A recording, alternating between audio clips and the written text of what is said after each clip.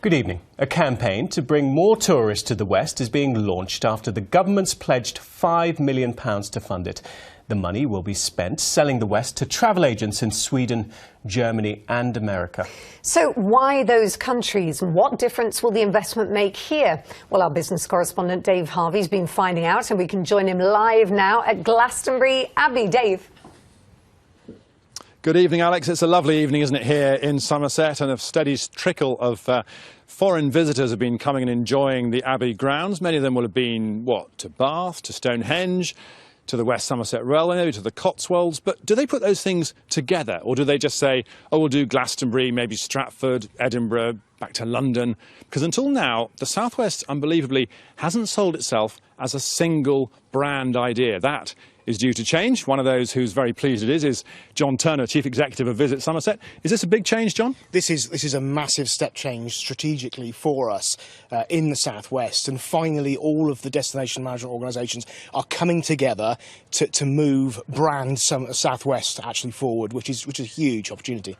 And we're talking Scandinavia. Where are you going? Who are you going to try and lure to our area? We've got about 6 or 7 different countries. Key Scandinavia, as you said, is one of them. North America, Australia, New Zealand, Germany and Southern Ireland, to name but a few. So these are really big opportunities for us to market again.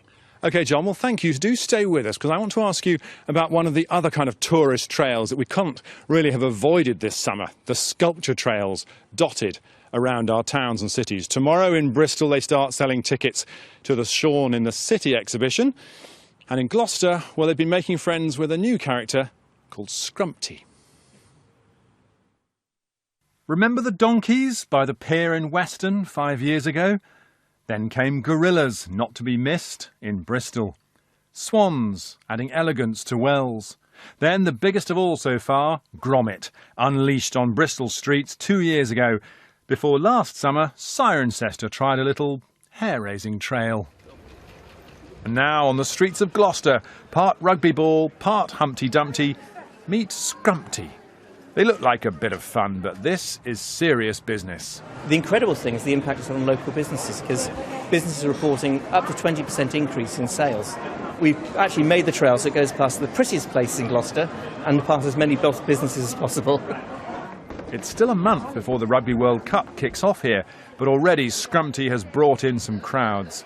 100,000 more people in the last fortnight than the same time last year. I certainly think it's brought more visitors in. It's encouraged people to move around the whole of the city centre. It's made people feel good about Gloucester. There are lots of reasons to feel good about Gloucester, but the success of the Scrumpty Trail is another reason. And in Salisbury, the city's links to Magna Carta inspired a trail of barons. 60,000 commoners picked up a trail map this summer. And the crowds are certainly flocking to see Shaun the Sheep in Bristol. 200,000 have downloaded a trail app already.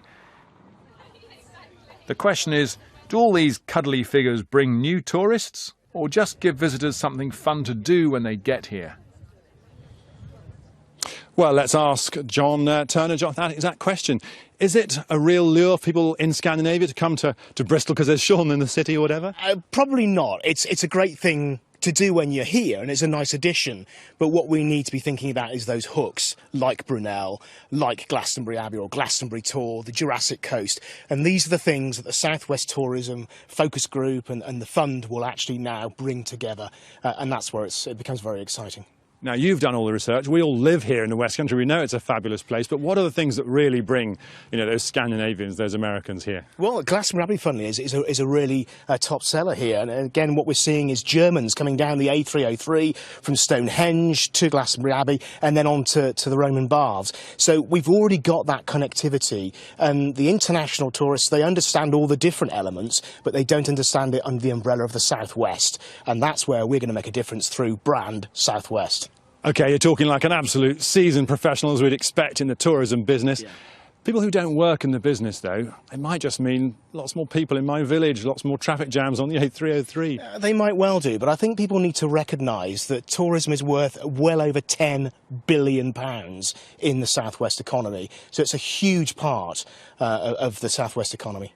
John Turner, thanks very much indeed. I said people have been coming here for a long time. Of course, they didn't used to call them tourists. I used to call them pilgrims. Certainly did, Dave. Dave, thank you very much.